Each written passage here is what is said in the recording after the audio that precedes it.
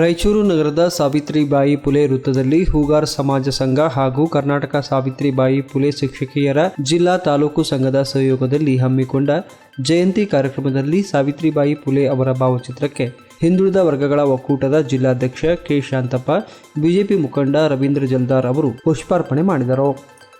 ಶಿಕ್ಷಕಿಯರಿಗೆ ಗೌರವ ಸಲ್ಲಿಸುವ ಮೂಲಕ ಅಕ್ಷರ ಮಾತೆ ಸಾವಿತ್ರಿಬಾಯಿ ಪುಲೆ ಅವರ ಸ್ಮರಣೆಯನ್ನ ಮಾಡಲಾಯಿತು. ಈ ವೇಳೆ ಹಿಂದುಳಿದ ವರ್ಗಗಳ ಒಕ್ಕೂಟದ ಜಿಲ್ಲಾಧ್ಯಕ್ಷ ಕೆ ಶಾಂತಪ್ಪ, ಬಿಜೆಪಿ ಮುಖಂಡ ರವೀಂದ್ರ ಜಲ್ದಾರ್, ಹೂಗಾರ್ ಸಮಾಜದ ಜಿಲ್ಲಾಧ್ಯಕ್ಷ ಈರಣ್ಣ ಹೂಗಾರ್, ಸಾವಿತ್ರಿಬಾಯಿ ಪುಲೆ ಶಿಕ್ಷಕಿಯರ ಸಂಘದ ಅಧ್ಯಕ್ಷೆ ಛಾಯಾದೇವಿ ಮಾತನಾಡಿದರು. ಸಾವಿತ್ರಿಬಾಯಿ ಪುಲೆ ಅವರ ಪುತ್ಥಳಿ ಅನಾವರಣಕ್ಕೆ ಜಿಲ್ಲಾಡಳಿತದ ಮೇಲೆ ಒತ್ತಡ ಹಾಕಲು ಎಲ್ಲರ ಸಹಕಾರ ಕೋರಲಾಯಿತು. ಮಾತೆಯವರು ಯಾವ ರೀತಿಯಾಗಿ ಹೋರಾಡಿದ್ರು, ಹಿಂದಿನ ದಿನಗಳಲ್ಲಿ ಎಷ್ಟು ಕಷ್ಟದಿಂದ ನಮ್ಮೆಲ್ಲರಿಗೂ ಶಿಕ್ಷಣವನ್ನು ಕೊಟ್ಟಿದ್ದಾರೆ. ಎಲ್ರಿಗೂ ಈಗ ಶಿಕ್ಷಣ ದೊರಕಿದೆ. ಅದನ್ನು ನಾವು ಒಳ್ಳೆಯ ರೀತಿಯಾಗಿ ಸುಸಂಸ್ಕೃತವಾಗಿ ಶಿಸ್ತಿನಿಂದ ಮುಂದುವರ್ಸ್ಕೊಂಡು ಹೋಗಬೇಕಾಗಿದೆ.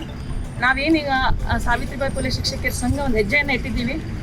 ಅದ್ರ ಜೊತೆಗೆ ಈ ಹೂಗಾರ್ ಸಮಾಜವನ್ನು ಸೇರಿಸ್ಕೊಂಡು ಮುಂದಿನ ದಿನಗಳಲ್ಲಿ ಇಟ್ಟ ಹೆಜ್ಜೆಯನ್ನು ಹಿಂದೆ ಸರಿಯದೆ ನೆಕ್ಸ್ಟ್ ಬರುವಂಥ ಜನವರಿ 3, 2025 ಏನು ಪುತ್ಥಳಿ ಅನಾವರಣ ಆಗೋದಕ್ಕೆ ಎಲ್ಲರೂ ಒಂದು ಶ್ರಮವನ್ನು ವಹಿಸೋಣ.